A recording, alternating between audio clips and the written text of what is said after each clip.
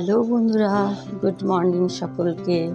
সকলে কেমন আছো? আশা করি সকলেই ভালো আছো। আর আমিও বেশ তোমাদের আশীর্বাদে অনেকটাই ভালো আছি। তো দেখো, সকাল সকাল আজকে তোমাদের দাদাভাই কত বাজার করে নিয়ে এসেছে। মানে এত বাজার করবে, যেদিন বাজার করবে না সেদিন পুরো বাজারটাকেই কিনে নিয়ে আসবে। তো এদিকে আটা চাল সবই মোটামুটি বাড়ন্ত হয়ে গেছিলো। তো তাহলে বললাম যে একবারে যখন বাজার যাচ্ছ তখন একটু আটা চালটাও নিয়ে চলে এসে। তো দেখো, কলমি শাকটা আমার তো খুবই ভালো লাগে। তোমাদের কেমন লাগে বন্ধুরা একটু জানিও। তা আমার কলমি শাক সত্যি খুব প্রিয়, খুব ভালো লাগে। আমি কিছুদিন আগে মানে তখন আমি ভিডিও বানাতাম না, তখন আমি বাড়িতেই লাগিয়েছিলাম। কিনে এনে ওই যে ডাঁটাগুলো থাকে না, ওইগুলোই আবার কিন্তু মাটির মধ্যে পুঁতে দিয়েছিলাম জল দিয়ে গামলাতে। তো খুব সুন্দর হয়েছিল জানো তো, শাকটা খুবই ভালো লাগতো। প্রায় দিনই তুলতাম আর খেতাম। তো দেখো, আমার শাক কাটাও হয়ে গেলো এবং তাড়াতাড়ি করে ভেজে নিয়েছি, কারণ একটা জায়গা আজকে যাওয়ার আছে জানো তো। তো খুব এক্সাইটেড হয়ে আছে আমি যে কখন আমি যাব। আমার তো খুব আনন্দ হচ্ছে, এই দিনটার জন্য সারা বছর আমি অপেক্ষা করে বসে থাকি, সত্যি বলছি, বিশ্বাস করো। তো তাড়াতাড়ি করে আমি রান্নাটাও করে নিলাম জানো তো। মানে এত তাড়াতাড়ি রান্নাগুলো করেছি যে কী বলবো তোমাদেরকে। কিন্তু আমি বেরিয়ে পড়লাম, চলো চলো চলো তাড়াতাড়ি চলো। আরে তোমাদের বলছি না, আমি আমার নিজেকে বলছি যে তাড়াতাড়ি চলো, আজকে বৃষ্টি হয়নি, আজকে ওয়েদারটা খুব সুন্দর। আর এখানে দেখো তোমাদের দাদাভাই কিন্তু পেট্রোল পাম্পে চলে এসছে তেল নিতে। তা আমি ভাবলাম এখানে এত সুন্দর বাগানটা আর একটুখানি ভিডিও করব না, তা হয়? তো চলো, আমাদের দুর্গাপুরের রাস্তাটা যেমন ঝকঝকে তেমন সুন্দর, তাই না? দেখো কতটা সুন্দর সাজানো গুছানো আমাদের দুর্গাপুর শহর। তাই আমার দুর্গাপুর থেকে না কোথাও যেতে ইচ্ছাই করে না। দেখো প্রত্যেকটা লাইট পোস্টে কিন্তু কি সুন্দর করে লাইটগুলো জড়ানো আছে, টুনি লাইট যেগুলো আমরা আগে বলতাম, তো এখন তো অনেক রকমই বলছে। মেলায় এসেছি, বাদাম ভাজা দেখাবো না, সেটা কখনো হয়? বাদাম ভাজা কেনাও হয় আর দেখানোও ভালো লাগে দেখাতে, তাই না? মানে মনে হয় যে হ্যাঁ মেলায় এসেছি।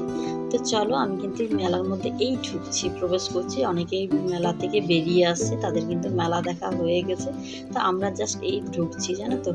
তো দেখো তোমাদের দাদাভাইয়ের জুতোর মধ্যে কি ঢুকেছে জানি না। তো বললো দাঁড়াও আমি একটু দেখে নিই কী আছে। ঠিক আছে চলো। বেশ, পুরো মেলাটা কিন্তু তোমরা আমার সাথে থেকো, কারণ পুরো মেলাটা তোমাদেরকে কিন্তু আমি দেখাবো।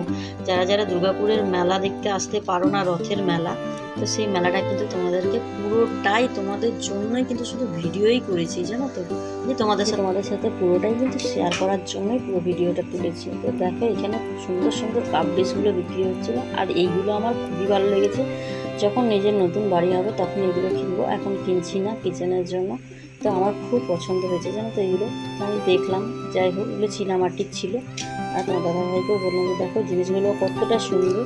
মানে মেলায় এসে এত ভালো লাগছিল, আর সেরকম ভিড় ছিল। ভিডিও করছি কতজনা কিন্তু তাকিয়ে দেখছে। এই দেখো হলো সেই আসল রথ আমাদের।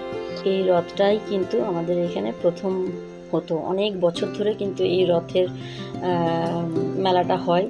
তো বিয়ের আগে আমরা কোনো দিনই আসিনি, বিয়ের পরই দুর্গাপুরেই থাকতাম, কিন্তু বাবা কোনো দিনই নিয়ে আসতো না এত দূরে। কারণ আমাদের ওখানেও না একটা রথ হতো, ছোটোখাটোই রথ হতো, তো ওখানেই যেতাম। তখন তো ছোটো বাচ্চা, তখন যা মা বাবা ভালো বুঝতো সেটাই করতো। অত জানতাম না গো, এত ফোনও ছিল না, কিছুই না যে কোথায় কোথায় বড় বড় মেলা বসে।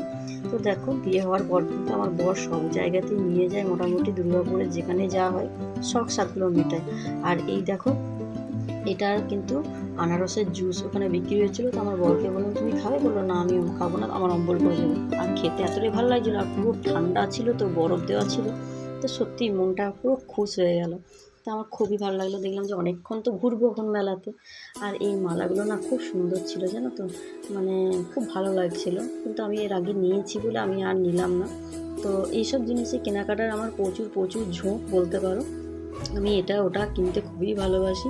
তো আর মেলা ঘুরতেও খুব ভালোবাসি। সবাই বলে তোমরা খুব মেলা ঘুরতে ভালোবাসো না? আমি হ্যাঁ, মেলা ঘুরতে ভালোবাসি, পুজো পার্বণে কোথাও যেতে খুব ভালোবাসি। তো তোমাদের দাদাভাই দেখো চাদর দেখছে, চাদরের ওয়ারও দেখছে। এই দেখো এইখানে কিন্তু একজন সাধু বাবা এসেছে, আর একজন কিন্তু এখানে এই দেখো সাধুটা দেখো কি চেহারা, ওরে বাপরে, সবাই ভিড় করে দেখছিল জানো তো।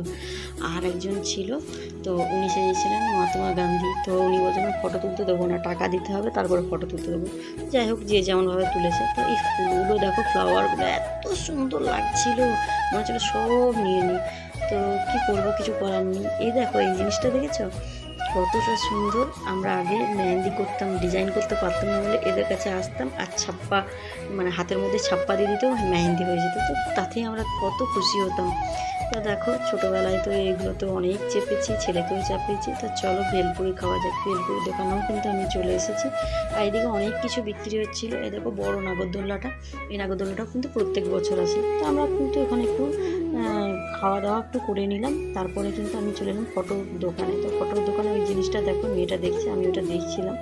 তো দেখলাম যখন আমার এই বাড়িতে না আর কিছু সাজাতে ইচ্ছা করে না, জানো তো, ওই জন্য আমি আর কিচ্ছু কিনি না। যদি কোনোদিন আমার নিজস্ব বাড়ি হয় তো সেখানেই কিন্তু আমি কিনবো, আর সুন্দর সুন্দর জিনিস কিনে কিন্তু বাড়ি সাজাবো।